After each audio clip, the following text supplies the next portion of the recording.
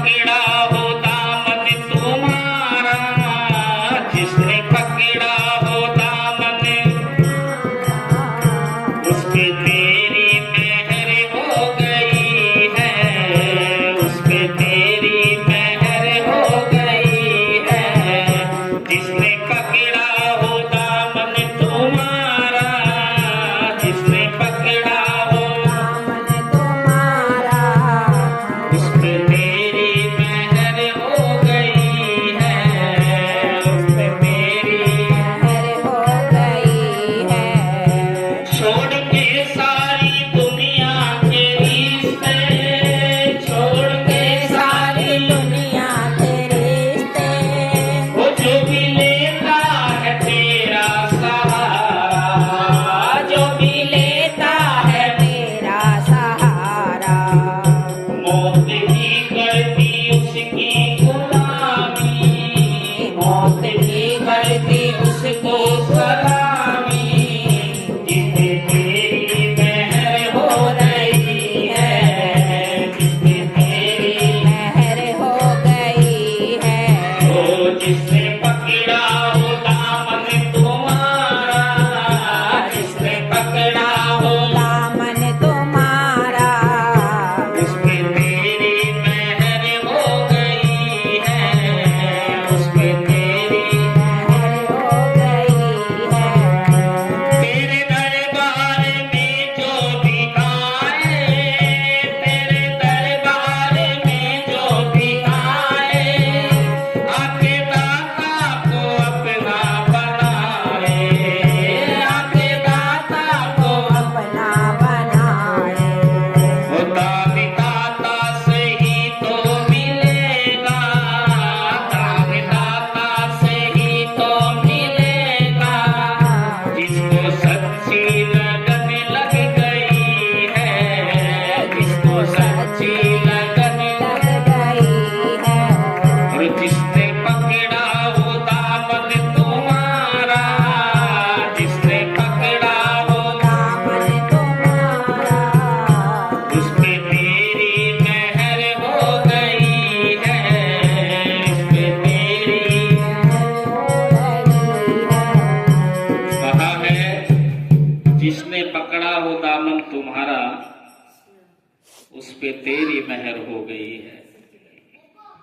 ये सत्य है, जो भगवान के सहारे जीता है उसके जीवन में कभी कोई कमी नहीं आती। और जिसके ऊपर गुरु की कृपा हो जाए तो फिर कहना ही क्या। ऐसे बहुत भक्त हैं, आप लोग भी जानते होंगे,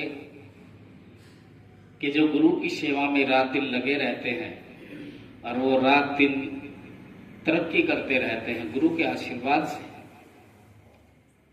लेकिन जो भटक जाते हैं,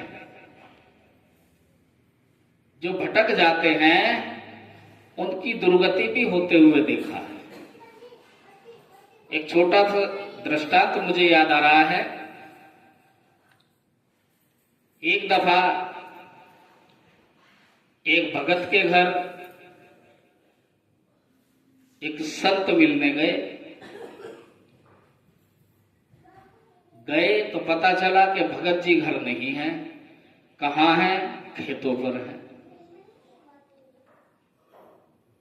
संत जी को बैठाया, जलपान कराया। उसके बाद पत्नी ने खेत पर खबर पहुंचा दी कि गुरुदेव आए हैं, आप घर आ जाएं। सूचना मिलते ही किसान घर आ गया।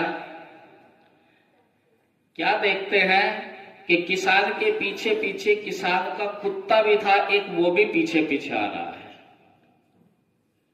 लेकिन किसान बिल्कुल हष्ट पुष्ट, ना कोई थकान है, ना कोई उसे सांस चढ़ रहा है, कुछ भी नहीं। लेकिन कुत्ता बहुत तेजी से हाँफ रहा था। अब गुरुदेव ने किसान से पूछा, भगत जी ये बतलाओ, क्या खेत तुम्हारे बहुत ज्यादा दूर हैं? कि नहीं गुरुजी, यही पास में ही है। तो फिर ये बतलाओ, तुम्हें तो सांस नहीं चढ़ रहा, तुम तो बिल्कुल ठीक ठाक हो, और ये तुम्हारा कुत्ता जो है इतना थका हुआ है, इतनी जोर जोर से सांस ले रहा है, इसका कारण क्या है? तो जानते हो किसान ने क्या कहा कि गुरुजी खेत तो बहुत पास में है, बस अंतर इतना है मैं तो सीधा आया हूं, मैं खेत से सीधा घर आया हूं, लेकिन आप जानते हैं ये कुत्ता है।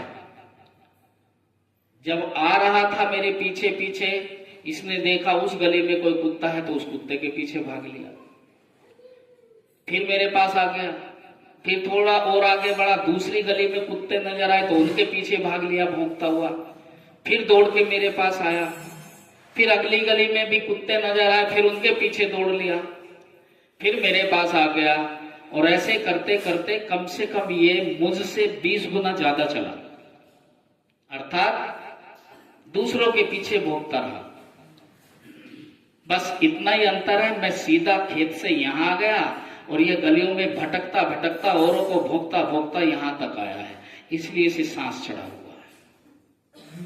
कहने का मेरा तात्पर्य, हम भी कुछ इसी तरह के लोग बन जाते हैं कि हम सीधे रास्ते ना चल के भटकने की राह पर चले जाते हैं। किसी ने किसी की राह पकड़ ली, साल 2 साल उधर टाइम खराब करा, फिर गुरु के चरणों में आ गए, फिर भटक गए, फिर आ गए, फिर भटक गए, फिर आ गए, और इसलिए हमें ना परमात्मा मिल पाता है, ना गुरु का आशीर्वाद मिल पाता है, और ना मोक्ष मिल पाता है, हम भटकते ही रहते हैं।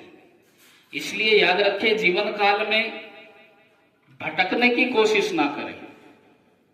आप अपने इष्ट के चरणों से बंधे रहो, उसी पर विश्वास करके चलते रहो, तो याद रखना एक दिन आपका कल्याण जरूर हो जाएगा। और अगर बीच बीच में समय पर भटकते रहे, कभी किसी के चरण में पहुंच गए, कभी किसी के शरण में पहुंच गए, तो निश्चित ही आपका कल्याण होना बड़ा असंभव हो जाएगा। इसलिए यहां भी यही कहा है कि तेरे दरबार में जो भी आए और आके दाता को अपना बनाए, और दान दाता से ही तो मिलेगा जिसको सच्ची लगन लग गई है। नाम के भगत मत बनो, सच्चे भक्त बनो, सच्ची लगन लगाओ, नियम से जीवन को चलाओ, तो निश्चित ही परमात्मा की प्राप्ति होगी। और यही कह रहे हैं क्या, जिसने पकड़ा हो दामन